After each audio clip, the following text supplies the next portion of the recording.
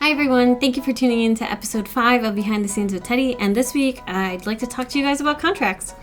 So when I first started this business and started diving into the animation industry, I learned that it takes a lot of different artists to bring a show to life. And so I had to learn what it takes to write up a good contract. So a good contract is not just about providing a legal framework, it's actually a really great communication tool to make sure that you and your vendors are aligned on expectations. If you can't clearly articulate what you want in terms of deliverables, time, and cost in a way that someone else can understand, then you're probably not ready to take a shot at having a complete stranger bring something to life. You know, a contract is a really great forcing function to make sure that you know what you want and that it's not just in your head, you know. So, actually another way of approaching it is you can write contract and approach the relationship with the vendor knowing it's going to be more of a discovery process. You know, if you're unclear on deliverables, you're probably going to be unclear on time and cost as well. And so you can be prepared to accept that sort of ambiguity, but where relationships in business go really bad is when one party thinks they're being completely clear about what they think they need, and the other party thinks they're being completely ambiguous. And so I actually have an example of this where I had a statement of work that was a complete disaster. And so even though the deliverables were named, they were so ambiguous that the final product was that just did not meet my expectations. It was not what I wanted at all. And so I had another example of work where we had a project that started off super ambiguous, and I knew it was going to be. So that was actually the design for Teddi. And so we were working with a character designer that was really awesome.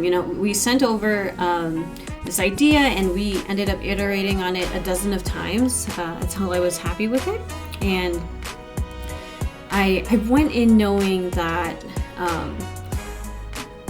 I didn't necessarily know what I wanted.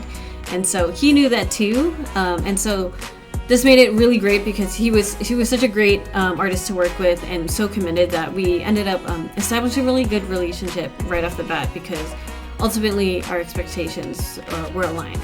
And so it was such an honor to work with him, and given his track record and his portfolio. And I think the thing that people just really don't realize is that contracts aren't just legal documents.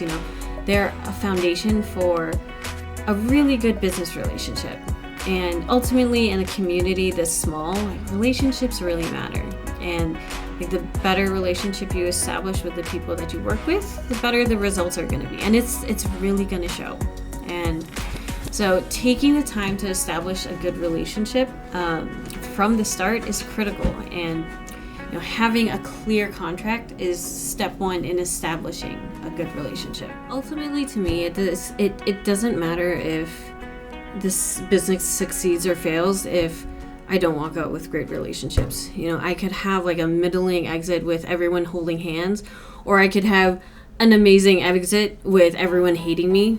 And that's why I don't ascribe to the ruthless nature of big corporate. The only relationship that really matters in corporate America is the relationship with the investors. And when you're working in indie or a startup, every relationship matters. Oh, I almost forgot.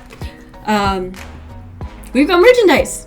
So if you haven't seen our website yet, come check our shop out at incredibly-average.com, and we have a link to our shop there, and we've got all sorts of cool merchandise, and we've got more in the works. So please stay tuned for that. And again, we appreciate all the support, and thank you.